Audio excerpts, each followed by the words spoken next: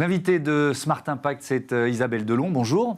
Bonjour. Bienvenue, vous êtes la directrice générale client et territoire de SNCF Réseau. On va commencer par définir le rôle, la mission de SNCF Réseau, c'est quoi ?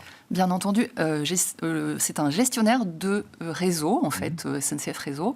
Et donc, pour peut-être donner une image, c'est 50 000 salariés qui vont travailler tous les jours, 24 heures sur 24 et toute l'année, 7 jours sur 7, pour entretenir le réseau, le moderniser et faire se rouler 15 000 trains par jour. Et donc, c'est vraiment un rôle plutôt dans l'ombre, voilà, qui permet de faire voyager tous les Français, mais aussi les marchandises qui sont utilisées, bien sûr, aussi par les Français. Oui, donc pas en contact direct avec les clients, mais si vous n'êtes pas là, si SNCF Réseau n'est pas là, les trains ne circulent pas. Alors, nos clients à nous, ce sont les transporteurs ferroviaires. Donc, les transporteurs ferroviaires de voyageurs, les transporteurs ferroviaires de fret.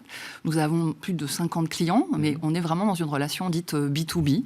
Et notre rôle, c'est vraiment d'accompagner tous ces transporteurs à développer plus de trains sur le réseau, au bénéfice des Français, au bénéfice de la décarbonation. Et donc, vraiment, notre rôle, il est là, développer plus de trains. Avec un certain nombre de grands projets dont on va parler, mais je voudrais qu'on reprenne ce mot, justement, de décarbonation avec un chiffre. C'est l'ADEME qui nous dit que voyager en train, ça émet 26 fois moins d'émissions de CO2 que la voiture, 65 fois moins que l'avion, que la voiture thermique, j'imagine. Mais oui, bon, voilà, pour être un peu précis.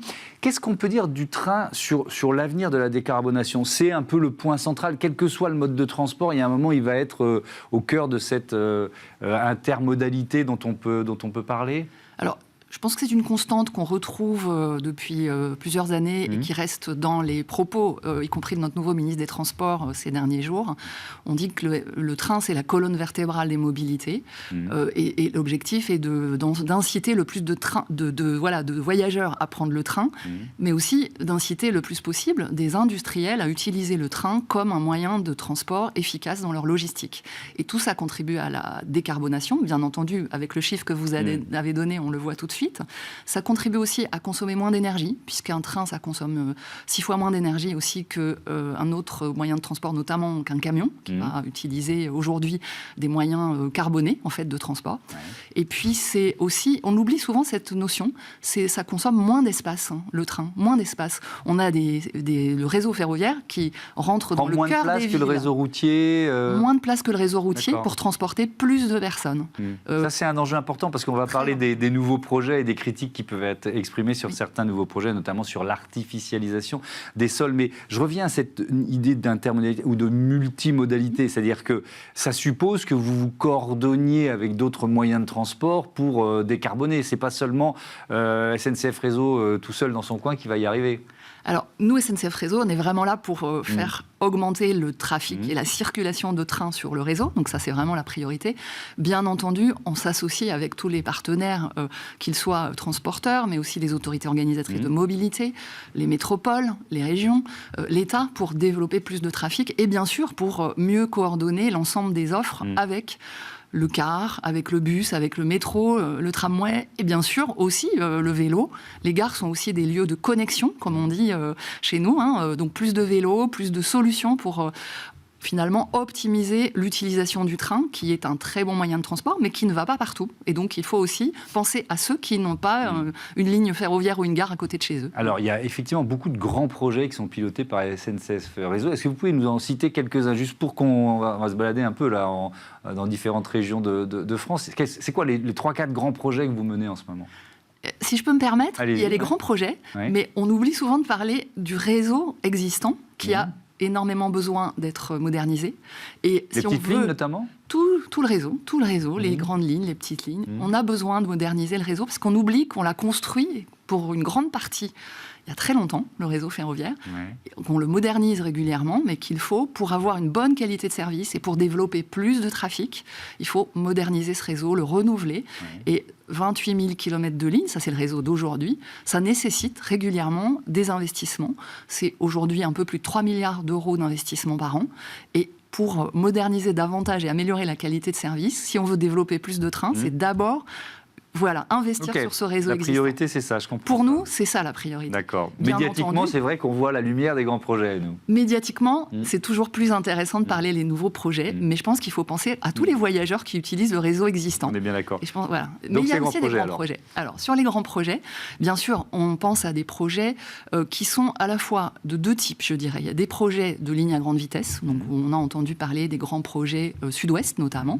Ce qui est intéressant dans ce projet, c'est que c'est non seulement un projet de ligne à grande vitesse pour permettre d'aller de Paris jusqu'à Toulouse en grande vitesse, mais c'est aussi un projet qui permet d'améliorer la desserte ferroviaire de Bordeaux et de Toulouse. C'est-à-dire que dans le projet, il y a aussi des objectifs de développer les transports ferroviaires de proximité au sud de Bordeaux et au nord de Toulouse, où il y a de très gros besoins de mobilité. Voilà.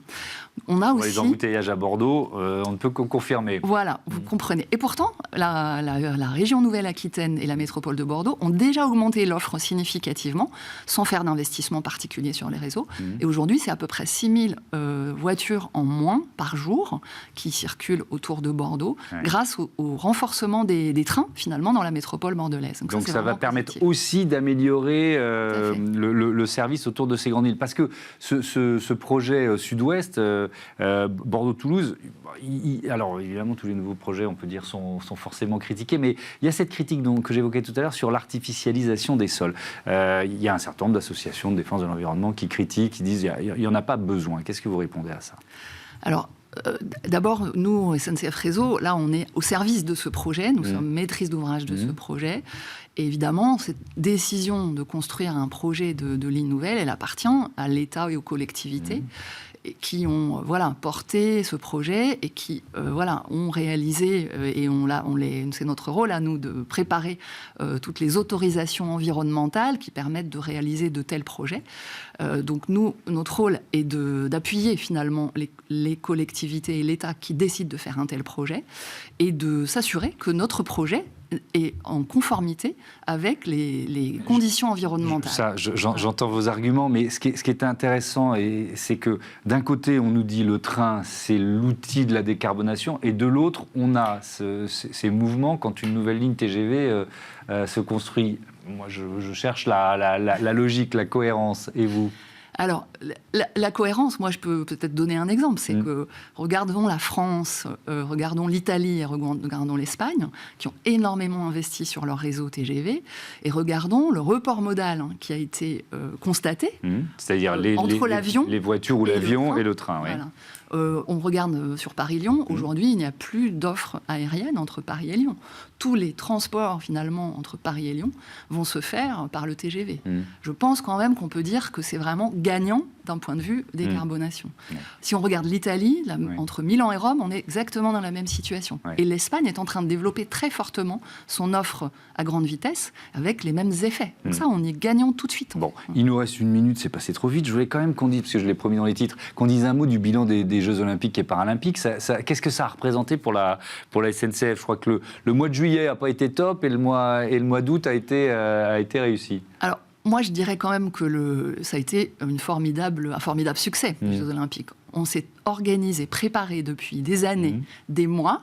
On s'est entraîné pour organiser finalement des services de transport performants pour transporter les voyageurs du monde entier pour venir assister aux épreuves. Et le résultat est exceptionnel. C'est-à-dire que tout le monde a apprécié la qualité des services et des transports publics qui ont été proposés. Tout le monde a vraiment joué le jeu. Et ce qu'on peut dire, c'est qu'on a des taux de ponctualité les meilleurs. Ça, c'était dingue. De l'année. On en rêve toute l'année, mais c'était sur le nombre de voyageurs transportés. Il y a eu un petit effet down en juillet et un rattrapage en août, c'est ça, en quelques mots. Il y a deux effets, effectivement. C'est qu'au mois de juillet, il y a eu mais je crois que tous les services de transport l'ont constaté.